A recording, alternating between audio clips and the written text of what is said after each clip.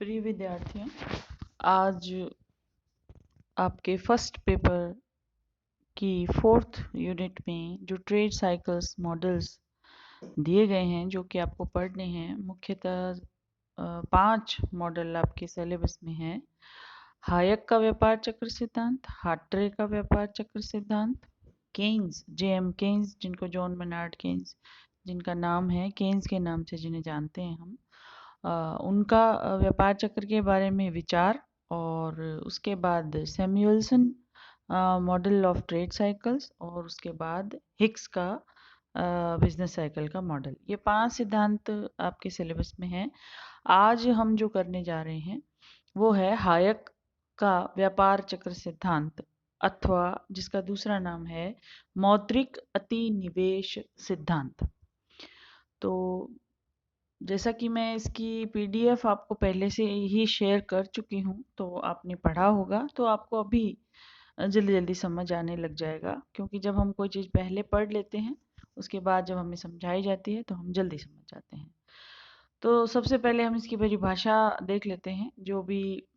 Hayek ने दी है। मौद्रिक ओवर इन्वेस्टमेंट थियरी का मानना है कि वास्तविक और वांछित निवेशों के बीच असंतुलन, यानी वास्तविक निवेश का वांछित निवेशों से कम या अधिक होना, आर्थिक गतिविधियों में उतार चढ़ाव की व्याख्या करते हैं। जब मैंने पहले ट्रेड साइकिल्स व्यापार चक्र क्या होते हैं इसका एक पीडीएफ और पीपीटी भी आपको शेयर किया था, यूट्यूब पे आपको मिल जाएगा अगर आप वहां जाके देखेंगे तो, मेरे यूट्यूब चैनल पे। तो ट्रेड साइकिल्स मुख्यतः हम आर्थिक मंदी और तेजी के रूप में हर आदमी इनके बारे में जानता है, लेकिन गहराई में सिद्धांत क्या कहते हैं, किस तरह की ट्रेड साइकिल्स में सेमी ट्रेड साइकिल्स भी पैदा होते हैं, किस तरीके से सरकारें नीतियां बना के इनसे अर्थव्यवस्था को बचाने का प्रयास करती हैं और हम वापस लौट आते हैं और पुनः दूसरे चक्र में फंस जाते हैं। यानी कि ये वेव्स होते हैं, इकोनॉमिक वेव्स होते हैं, एक के बाद दूसरा, दूसरे के बाद पहला, पुनः निरंतर चक्रीय रूप में अनवरत अर्थव्यवस्था में बने रहते हैं। इसलिए इन्हें ट्रेड साइकिल्स कहते हैं। साइकिल का पहिया जैसे घूमता रहता है, उसी तरीके से ये एक के बाद एक पुनः अर्थव्यवस्था में जन्म लेते रहते हैं। तो मौद्रिक ओवर इन्वेस्टमेंट थियरी जो हायक ने दी है, उसका ये मानना है कि जब अर्थव्यवस्था में रियल और इच्छित, वांछित यानी इच्छित निवेशों के बीच यदि अंतर आ जाए, असंतुलन हो जाए, यानी कि जितना निवेश होना चाहिए उतना निवेश हो रहा है या उससे ज़्यादा हो रहा है, ये कहलाएगा वांछित और वास्तविक निवेश का अंतर। जिसमें हम ये कह सकते हैं कि भाई हम इतना निवेश करना चाहते हैं, अर्थव्यवस्था को मान लीजिए 15,000 करोड़ रुपए निवेश की आवश्यकता है, लेकिन हमारे पास इतने पैसे नहीं हैं, हमारे पास 10,000 करोड़ रुपए ही है। यानी कि बचत एक प्रकार से क्या कम हो गई, निवेश से, है ना, क्योंकि बचत के लिए जितनी भी मात्रा लोग अपनी अपनी बैंकों में जमा करते हैं और बैंक के ऋण या लोन के रूप में निवेश के सेक्टर को देती हैं, वो कम पड़ जाए और निवेश के लिए जरूरत अर्थव्यवस्था को ज़्यादा हो, तो निश्चित रूप से अर्थव्यवस्था में क्या होगा, एक ट्रेड साइकिल पैदा होगा। अब मंदी में क्या होता है कि निवेश का स्तर गिर जाता है और तेजी में निवेश का स्तर निरंतर बढ़ता है। मंदी में बेरोजगारी बढ़ती है, स्फीति जो परिस्थितियां होती है शुरुआत में, जिसको हम कहते हैं प्रॉस्पेरिटी, समृद्धि काल आता है, निवेश की मात्रा बढ़ती है, धीरे धीरे रोजगार बढ़ता है, आय बढ़ती है, उपभोक्ता वस्तुओं की मांग बढ़ती है, इस वजह से पूंजीगत वस्तुओं की मांग भी बढ़ती है, और इस तरीके से अर्थव्यवस्था में बूम आ जाता है और मुद्रास्फीति का यह प्रारंभिक चरण होता है। एक समय के पश्चात जब ये स्थितियां बहुत संचयी हो जाती हैं तो मुद्रास्फीति भी अनबियरेबल यानी असहनीय हो जाती है और पुनः आर्थिक नीतियों के माध्यम से सरकारें इस पर काबू करती हैं, कंट्रोल करती हैं, और हम पुनः नीचे की ओर अर्थव्यवस्था में नीचे यानी कि मूल जो संतुलन रेखा होती है ट्रेड साइकिल्स में हमने एक डायग्राम बनाया था कि एक बेयरेबल मुद्रास्फीति की रेखा होती है अर्थव्यवस्था में आर्थिक गतिविधियों की एक निश्चित सीमा होती है उसके आसपास बने रहने पे अर्थव्यवस्था को कोई दिक्कत नहीं है लेकिन यदि उससे काफ़ी दूर यदि हम ऊपर चले जाते हैं तो स्फीति कहलाती है और काफ़ी दूर यदि नीचे की तरफ चले जाते हैं तो उसे आर्थिक मंदी कहते हैं। आर्थिक मंदी में जस्ट उल्टा हो जाता है, निवेश का स्तर गिरने लगता है, अर्थव्यवस्था में बेरोजगारी छाने लगती है क्योंकि निवेश नहीं हो रहा तो कंपनियां छंटनी करती हैं, बंद हो जाती हैं और लोगों को छटनी करके अपने घर पे भेज देती है यानी कि वो बेरोजगार होते हैं उनकी आय क्षमता नहीं रहती क्रय शक्ति नहीं रहती इस वजह से वस्तुओं की मांग कम हो जाती है वस्तुओं की मांग जैसे ही कम हो जाती है वैसे ही कंपनियां जो है वो अपनी कंपनीज बंद करने लगती हैं या प्रोडक्शन आधा कर देती हैं क्योंकि पहले से ही मांग कम है तो अति उत्पादन ओवर प्रोडक्शन की समस्या खड़ी हो जाती है। तो जो सारी की सारी थियरी है वो हायक ने ट्रेड साइकिल्स की इस थियरी को अति मौद्रिक निवेश या मौद्रिक अति निवेश सिद्धांत में के रूप में इसको व्याख्यायित किया है। तो हायक द्वारा मौद्रिक अति निवेश सिद्धांत प्रस्तावित किया गया था जो इस बात पर जोर देता है कि अर्थव्यवस्था के संतुलन को बनाए रखने के लिए निवेश का जो तरीका है वो उपभोग के तरीके के अनुरूप होना चाहिए यानी उपभोग की मात्रा ज़्यादा है और निवेश कम है तो भी ट्रेड साइकिल पैदा होगा और यदि उपभोग की मात्रा कम है और निवेश ज़्यादा हो रहा है तो भी ट्रेड साइकिल्स पैदा होंगे अतः हाया कहता है कि अर्थव्यवस्था के संतुलन को यदि हम बनाए रखना चाहते हैं तो निवेश का पैटर्न या जो भी तरीका है वो उपभोग के पैटर्न के अनुरूप होना चाहिए उससे मेल खाता होना चाहिए अर्थव्यवस्था को स्थिर संतुलन प्रदान यदि हम करना चाहते हैं तो हायक कहता है वास्तविक निवेश के बराबर स्वैच्छिक बचत होना आवश्यक है यदि बचत और निवेश में कोई भी असंतुलन आया तो उसमें फिर ट्रेड साइकिल जन्म लेंगे और एक के बाद एक दूसरा तीसरा चौथा ट्रेड साइकिल्स पैदा होते रहेंगे अर्थव्यवस्था असंतुलन में बनी रहेगी यह सिद्धांत इस बात का दावा करता है कि कुल निवेशों को यानी एक अर्थव्यवस्था की सरकार यदि कोई निर्णय लेती है कि मुझे इतने निवेश करने हैं इस साल अर्थव्यवस्था में तो उसको कुल निवेशों को विभिन्न उद्योगों के बीच इस प्रकार से बांटना चाहिए डिस्ट्रीब्यूट करना चाहिए कि प्रत्येक उद्योग केवल उतना ही उत्पादन करे जितना उपभोक्ता मांग करता है इस प्रकार प्रत्येक उद्योग में क्या होगा आपूर्ति यानी कि सप्लाई मांग के बराबर हो जाएगी इन संतुलन स्थितियों को देखते हुए उपभोग बढ़ाने की कोई प्रवृत्ति नहीं होगी और इसलिए अर्थव्यवस्था स्थिर संतुलन की स्थिति में बनी रहेगी सिद्धांत की व्याख्या करने के लिए थोड़ा सा टेक्निकल इसमें एस्पेक्ट लिया गया है रेट ऑफ इंटरेस्ट की एक मनी रेट ली गई है और एक नेचुरल रेट ली गई है तो जैसे कि सामने स्लाइड में आपको दिख रहा है कि हायक ने सिद्धांत में प्रारंभ में मान्यता ले ली है कि आर्थिक प्रणाली संतुलन में बनी हुई है और जहां बचत और निवेश की साम्य ब्याज की जो प्राकृतिक दर है और जो मौद्रिक दर है मुद्रा दर है मनी रेट और नेचुरल रेट दोनों समान है अब नेचुरल रेट ऑफ इंटरेस्ट क्या है और मनी रेट ऑफ इंटरेस्ट क्या है इसको समझाने के लिए विक्सेल ने जो समझाया है हम उसका सहारा ले सकते हैं विक्सेल ने दोनों को निम्न प्रकार से समझाया है नंबर 1 मनी रेट यहाँ जो ये लिखा गया है वो मनी रेट पढ़ो आप इसको मुद्रा दर वह है जो बाजार में वास्तव में पाई जाती है इस पर पूंजी की ऋण मांग बचत की पूर्ति के समान हो यह जरूरी नहीं है यानी सेविंग और इन्वेस्टमेंट इस दर पे बराबर जनरली नहीं होते हैं बाजार में यह मांग प्रचलन में सॉरी यह दर वास्तव में प्रचलन में रहती है लेकिन जहाँ तक नेचुरल रेट की बात है वहाँ अर्थव्यवस्था में S इजिकल टू आई यानी बचत निवेश के बराबर हो जाती है डायग्राम के द्वारा हम इन दोनों को समझ सकते हैं जैसे कि सामने स्लाइड में आपके सामने डायग्राम खुला है एक्स अक्ष पे हमने सेविंग और इन्वेस्टमेंट ले लिया है और वाई अक्ष पे हमने रेट ऑफ इंटरेस्ट ले ली है एस एस जो है वो बचत का धनात्मक ढाल वाला वक्र है और आई जो है वो निवेश रेखा जो कि नेगेटिव स्लोप्ड वाली रेखा है। दोनों एक दूसरे को ई बिंदु पर जहाँ काटते हैं वहाँ R0 ब्याज की दर निर्धारित हो रही है और राइट में एरो से वहाँ लिखा हुआ है नेचुरल रेट है ये, क्योंकि वहाँ पर S बराबर I संतुलन स्थापित हो गया है। ई हम इक्विलिब्रियम को ही कहते हैं। जबकि R1 दर जो कि बाजार में पाई जाती है, पाई जा रही है, उस पर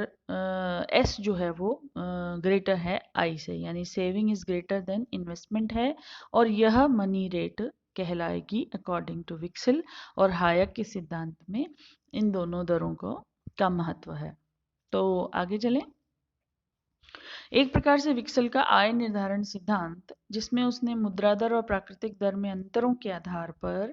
कीमतों व आय के विस्तार व संकुचन की व्याख्या की थी, वही मौद्रिक अतिनिवेश सिद्धांत जो हायक ने दिया है उसका मुख्य आधार है। यानी यदि छोटे क्वेश्चन में आपसे पूछा जाए कि हायक के मौद्रिक अतिनिवेश सिद्धांत का मुख्य आधार किसका सिद्धांत है या क्या है, तो यहाँ इसका उत्तर छिपा है कि विक्सल ने जो प्राकृतिक दर ब्याज की और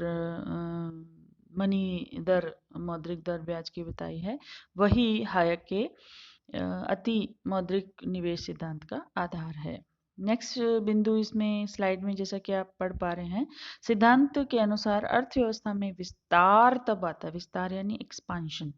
एक्सपांशन यानी मुद्रास्फीतिक कंडीशंस तब आता है जब मुद्रा की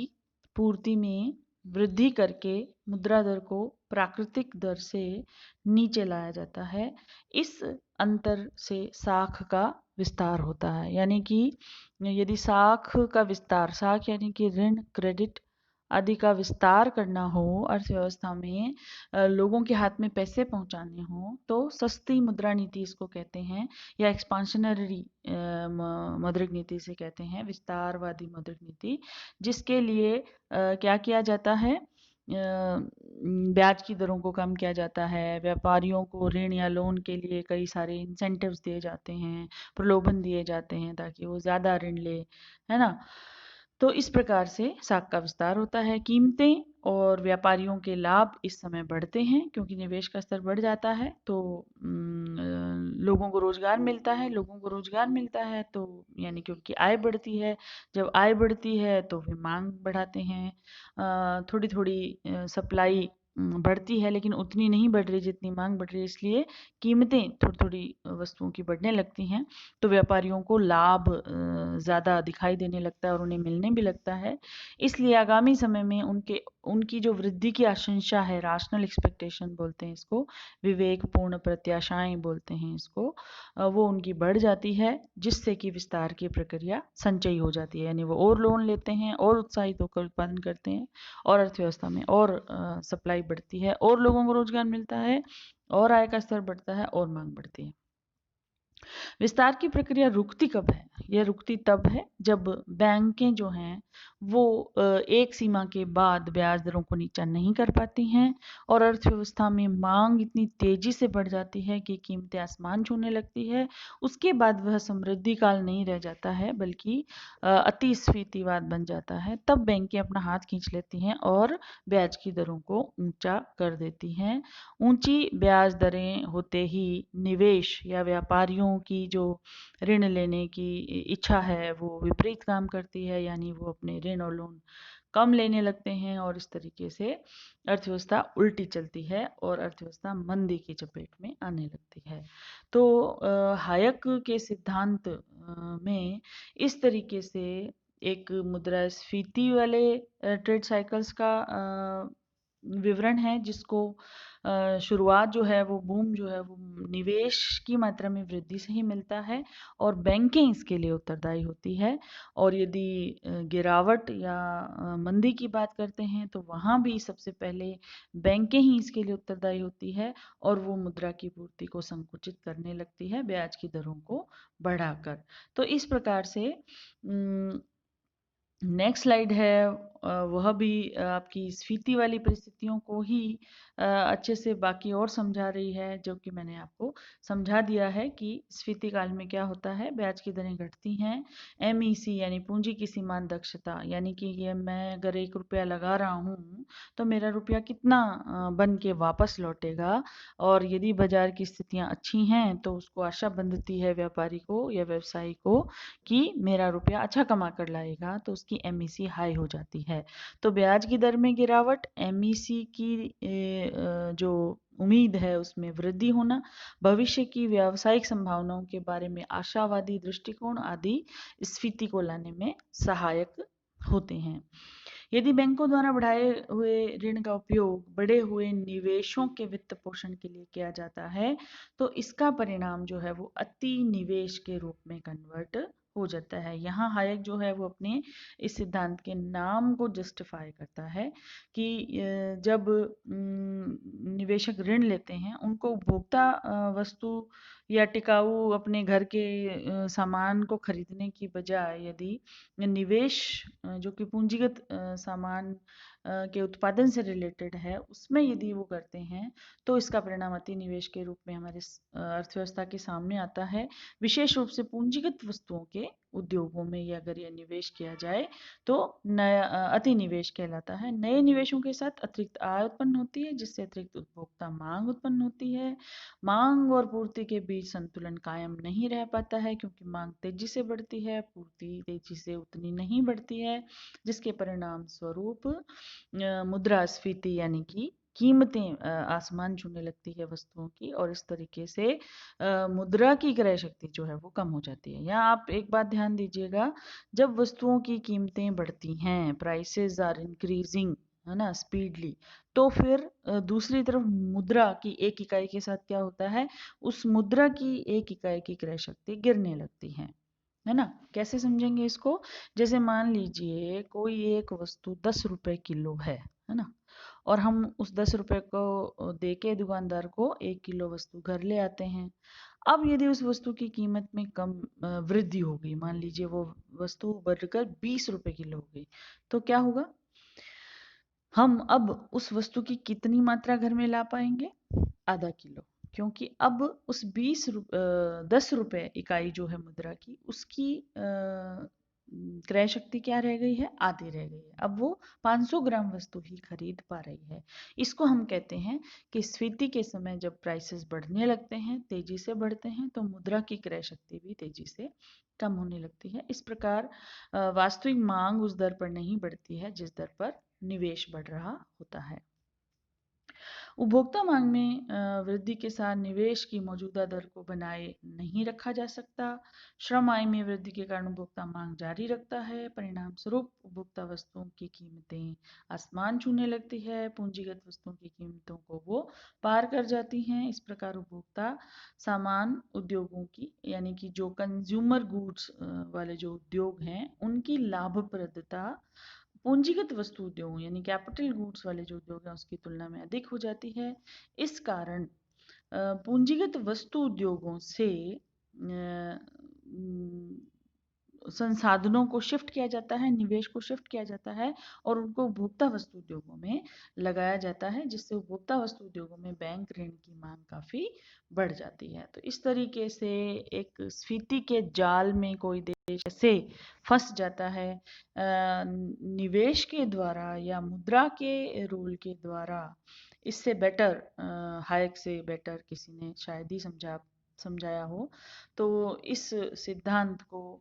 समझने में अब मेरे विचार में आपको कोई दिक्कत नहीं आएगी। आपको बहुत ही विस्तार से मैंने समझा दिया है। जब इसका उल्टा होने लगता है, बैंकें हाथ खींच लेती हैं, ब्याज दरों को ऊपर करने लगती हैं, निवेशक कम इंटरेस्टेड हो जाते हैं निवेश के लिए ऋण लेने में, तो फिर धीरे धीरे अर्थव्यवस्था नीचे की ओर आती है और वित्तीय संकट पैदा होने लग जाता है दूसरे तरह का। कौन सा? आर्थिक मंदी वाला। जो जो चीज़ें आर्थिक स्फीति के समय हो रही थी उससे जस्ट उलट चीज़ें आर्थिक मंदी के समय होने लगती है। मांग गिरने लगती है, निवेश गिरने लगता है, बैंक दरें हाई हो जाती है, एमईसी गिरने लगती है, लोगों के आय के स्तर गिरने लगते हैं, बेरोजगारी बढ़ने लगती है और इस तरीके से अर्थव्यवस्था मंदी के जाल में फंस जाती है। इस प्रकार अर्थव्यवस्था में रिसेशन के हालात पैदा होते हैं प्रारंभ में, और लास्ट में जो रिसेशन है वो डिप्रेशन में कन्वर्ट हो जाती है, जिसे हम हिंदी में भयंकर आर्थिक मंदी कहते हैं। तो महंगी ऋण उपलब्धता इस समय अर्थव्यवस्था की मजबूरी हो जाती है। बैंकें जो हैं वो काफ़ी ऊंची रेट ऑफ इंटरेस्ट को करने की वजह से ऋण बहुत महंगे हो जाते हैं, जिससे कि निवेशक काम को रोकने को मजबूर हो जाते हैं और इससे निवेश का स्तर भी गिर जाता है। इस प्रकार हायक के सिद्धांत के अनुसार मंदी का मूल कारण जो है वो अत्यधिक अनिवार्य बचत के कारण उत्पादन के ढांचे का सिकुड़ जाना है। यानी एक निराशावाद का जो माहौल होता है, तो लोग क्या करते हैं, निवेशकों और जो जो भी उपभोक्ता वर्ग है वो सभी बहुत ही निराश हो जाते हैं और खर्च करना कम कर देते हैं। बचत यानी घर में पैसा बचा बचा कर रखना लग जाते हैं। सोचते हैं क्या पता आगे और बुरे हालात आएंगे, उस समय पैसा काम आएगा। तो इस तरीके से ये उत्पादन का ढांचा जो है वो सिकुड़ जाता है, क्योंकि बचत ज़्यादा करने लग जाते हैं तो निवेश का स्तर गिरने लग जाता है। उसमें बैंकें भी बहुत महत्वपूर्ण भूमिका निभाती है। जब स्फीति का दौर ऊपर की ओर होता है तो बैंकें भी ब्याज दरों को ऊपर कर देती हैं। तो इस प्रकार हायक ने जो है इस सिद्धांत की व्याख्या की है, जिससे हम बहुत विस्तार से पढ़ चुके हैं। इसका पीडीएफ भी मैं आपको डाल चुकी हूँ, तो आप इसको पढ़ें। अगर कुछ समझ ना आए तो आप मुझसे व्हाट्सएप ग्रुप पे प्रश्न पूछ सकते हैं। Thank you.